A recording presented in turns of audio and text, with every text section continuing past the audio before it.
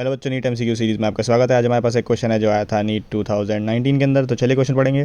Phloem in gymnosperms lack. Gymnosperm के phloem के अंदर कौन सी चीज़ नहीं होती है? A both sieve tubes and companion cells, B albuminous cells and sieve cells, C sieve tubes only, या डी कंपेनियल सेल्स ओनली। तो नॉर्मल जो एंजियोस्पर्म का फ्लोएम होता है उसके अंदर क्या क्या चीज़ें होती हैं? Sieve tube elements, companion cell, phloem parenchyma, phloem fibres. अब यहाँ पे क्या लिखा है नीचे एनसीईआरटी क्या कहती है? Gymnosperms have albuminous cells and sieve cells, they lack sieve tubes and companion cells. तो देखते हैं ऐसा ऑप्शन कौन सा हो जा रहा है। तो क्या नहीं है जिम्नोस्पर्म के पास? Sieve tubes and companion cells. तो चलिए ऑप्शन देखते हैं। ऐसा लग रहा है मेरे को ए ऑप्शन करेक्ट हो जाएगा। उसके अंदर लिखा है both sieve tubes and companion cells. तो चलिए इसको मार्क कर देते हैं।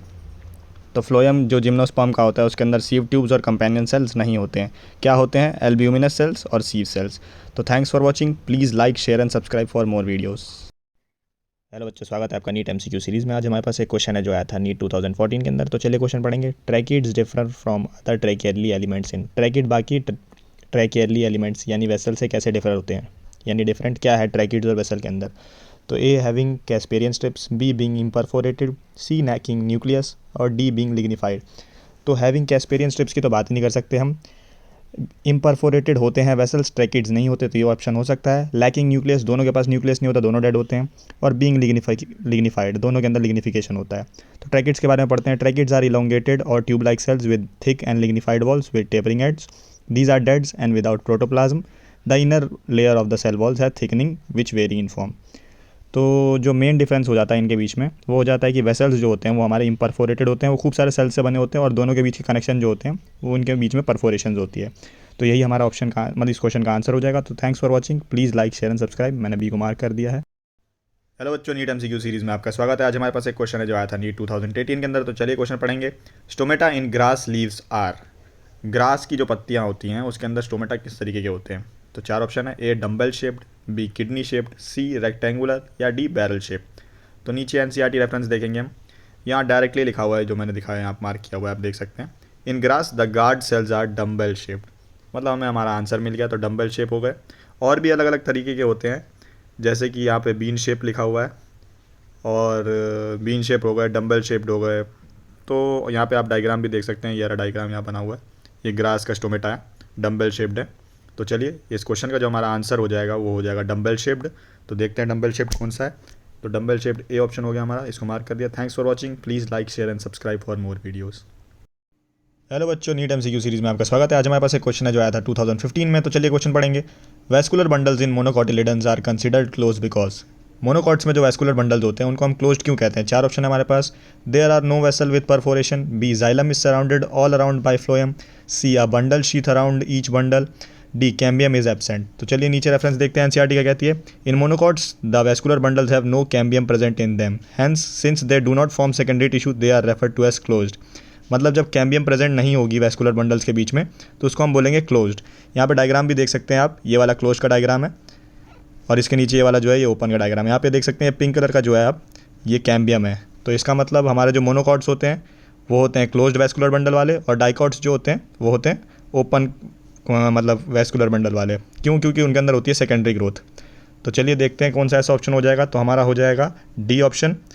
तो thanks for watching. Please like, share and subscribe for more video. Hello बच्चों, नीट एमसीक्यू सीरीज़ में आपका स्वागत है। आज हमारे पास एक क्वेश्चन है जो आया था नीट 2020 में। तो चलिए क्वेश्चन पढ़ेंगे। The transfer section of a plant showing following anatomical features. नीचे एक ट्रांसफर सेक्शन के बारे में बताए गए कुछ फीचर्स, उनको देख के हमें बताने की क्या है, ये मोनोकॉट स्टेम है, रूट है, या फिर डाइकॉट स्टेम है, रूट है। तो चलिए पढ़ेंगे। A large number of scattered vascular bundle surrounded by bundle sheath. दूसरा, large conspicuous parenchymatous ground tissue. तीसरा, vascular bundle conjoint and closed. और चौथा है फ्लोएम पैरेन्काइमा एब्सेंट। तो नीचे मैंने एनसीईआरटी रेफरेंस दिया है मोनोकॉट स्टेम का, या मोनोकॉटिलिडनस स्टेम का। तो चले पढ़ेंगे। A large number of scattered vascular bundle each surrounded by a sclerenchymatous bundle sheath. A large conspicuous parenchymatous ground tissue. Vascular bundle are conjoint and closed.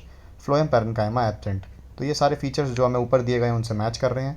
तो इसका मतलब ये जो हमारे क्वेश्चन के अंदर वो दिया गया है वो क्या दिया गया है? मोनोकॉट या फिर मोनोकॉटिलिडनस स्टेम। तो चलिए ऐसा ऑप्शन देख लेते हैं। तो ऐसा ऑप्शन हो जाएगा हमारा ए ऑप्शन। तो चलिए उसको मार्क कर देते हैं।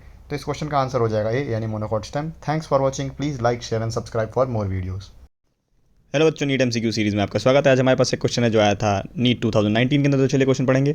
इन the dicot roots the vascular cambium originates from. Dicot के रूट्स जो होते हैं उनके अंदर वेस्कुलर कैम्बियम कहाँ से आती है? तो चार ऑप्शन है। Tissue located below the phloem bundles and portion of pericycle tissue above protoxylem, B cortical region, C parenchyma between endodermis and pericycle, D interfascicular and intrafascicular cambium tissue in the ring. तो चलिए देखते हैं नीचे NCERT reference क्या कहती है secondary growth इन roots के बारे में। It originates from the tissue located just below the phloem bundles, a portion of pericycle tissue above the protoxylem forming a complete and continuous wavy ring. तो चलिए ऐसा option कौन सा देख लेते हैं। ये नीचे मैंने ये डायग्राम भी दिया हुआ है कि कैसे होती है different stages of secondary growth in typical dicot roots. तो इस क्वेश्चन का जो हमारा आंसर हो जाएगा वो हो जाएगा हमारा ए ऑप्शन, यानी tissue located between phloem bundles and the portion of pericycle tissue above the protoxylem. तो thanks for watching, please like share and subscribe for more videos. Hello बच्चों, नीट एमसीक्यू सीरीज़ में आपका स्वागत है। आज हमारे पास एक क्वेश्चन है जो आया था 2015 में। तो चलिए क्वेश्चन पढ़ेंगे।